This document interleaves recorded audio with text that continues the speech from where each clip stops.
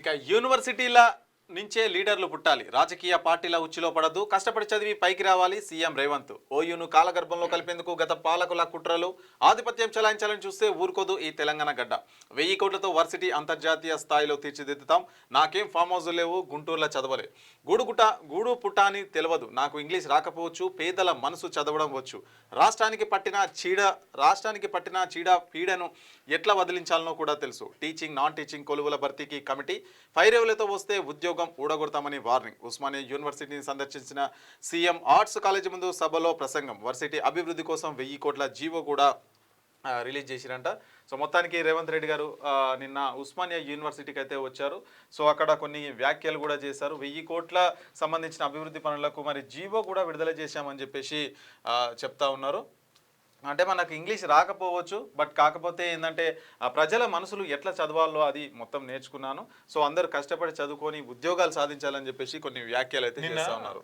ఓయూకు రేవంత్ రెడ్డి గారు వెళ్ళారు కదా, పోయి 100 కోట్లు 1000 కోట్లు ప్రకటించాడు. ఓకే, కానీ దానికంటే ముందు నిరుద్యోగ భృతి 4000 అన్నాడు.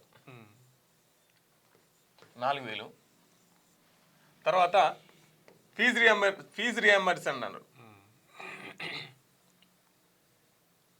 తర్వాత జాబ్ క్యాలెండర్,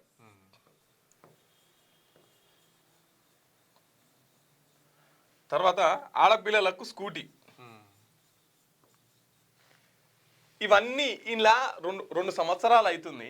ఇలా ఏం చేసిండని చెప్పేసి ఉస్మానియా పిల్లల దగ్గర పోయి ముఖం చూపించుకున్నాడు. ఏం చెప్పిండు ఇంత ముందుకు? లాస్ట్ టైం ఏం చెప్పిండంటే, నేను ఉస్మానియా యూనివర్సిటీకి పోయేటప్పుడు ఎవరు అధికారులు అంటే పోలీసు వాళ్ళు ఎవరిని ఏం ఇబ్బంది పెట్టకండి, ఎవరు నిరసన తెలిపినా సరే నేను పోతా, ఎవరు పోలీసు వాళ్ళు ఎవరిని ఏం ఇబ్బంది పెట్టొద్దు అన్నారు. కానీ నైట్లో అరెస్ట్ చేసి పోలీస్ స్టేషన్లో పెట్టిరు. మొత్తం ఒక 100 పోలీసులాడ. ముఖ్యమంత్రి చెప్పింది ఏంది, చేస్తున్నది ఏంది. మళ్ళీ కనీసం ముఖ్యమంత్రి మీటింగ్ అయిపోయి బయటకు వస్తున్నారు కదా, ఇంకా వాళ్ళంతా డౌన్ అవుట్సోర్సింగ్ వాళ్ళ గురించి మాట్లాడలే, నాన్ టీచింగ్ ఉద్యోగస్తుల గురించి మాట్లాడలే. ఏమున్నా మళ్ళా గదే రేవంత్ రెడ్డి కేసీఆర్ని తిట్టాలి. ఇక ఆడికి పోయి మాట్లాడుతున్నాడు, నాకు ఇంగ్లీష్ రాదు. కానీ కొద్దిగా అప్పుడప్పుడు రేవంత్ రెడ్డి కేసీఆర్ స్టైల్లో మాట్లాడే ప్రయత్నాలు చేస్తాడు, కానీ అటర్ ఫ్లాప్ అవుతాడు. ఎట్లా అంటే, నేను ఎత్తలేనా 2 సంవత్సరాల నుంచి మంచిగా ఎత్తలేనా అని అంటుడు. అంటే అక్కడ చదువుకున్న మేధావులు ఉంటారు, పిహెచ్డి విద్యార్థులు ఉంటారు, వాళ్ళతో నేను మాట్లాడాలి, ఊరోళ్ళతో ఎట్లా మాట్లాడాలి. ఊర్లో మాట్లాడినట్టు ఓయిలో మాట్లాడతాడా?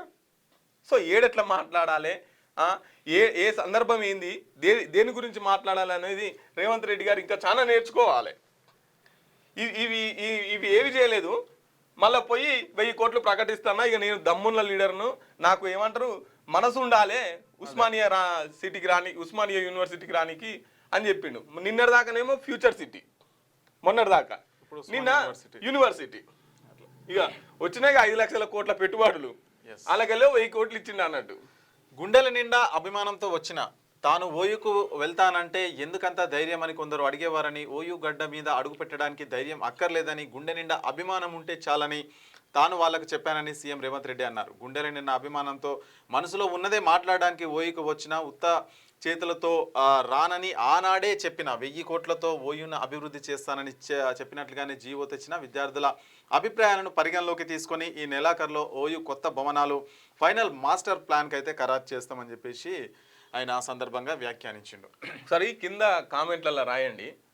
ఉస్మానియా పిల్లలు ఉంటారు కదా, దాంట్లో చదువుకున్న పిల్లలు, రేవంత్ రెడ్డి ఉస్మానియా యూనివర్సిటీకి రావడాన్ని మీరు ఎట్లా చూస్తున్నారు అనేది కింద కామెంట్లలో తెలియజేయండి. మనం కామెంట్ కూడా ఒకసారి చదివే ప్రయత్నం చేద్దాం. మీకు వార్తలు రాయడం, విశ్లేషణ చేయడం వచ్చా? అన్యాయాన్ని ప్రశ్నించడం తెలుసా? ఇంకెందుకు ఆలస్యం? క్యూ న్యూస్ మిమ్మల్ని ఆహ్వానిస్తుంది. ఉమ్మడి ఆదిలాబాద్, వరంగల్, కరీంనగర్, నిజామాబాద్, ఖమ్మం, మెదక్, రంగారెడ్డి, హైదరాబాద్, మహబూబ్ నగర్ జిల్లాలకు రిపోర్టర్స్ కావాలను సంప్రదించవలసిన ఫోన్ నెంబర్ 8688926084.